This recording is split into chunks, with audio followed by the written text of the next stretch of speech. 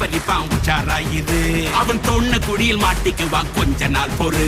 நீ விசுவாசியா கூட இருந்தா ஹார்ட்ல வைப்பேன். நீ வித்த காட்ட முடியாது நான் கொப்பனு கப்பேன். சீரும் சிறப்பா முடியும் சம்பவ சீனு. நீ தகராறு கொடுத்தா பிள்ளைங்க அட்டாக் போடு ஆனு. எவனும் மறைக்க முடியாது.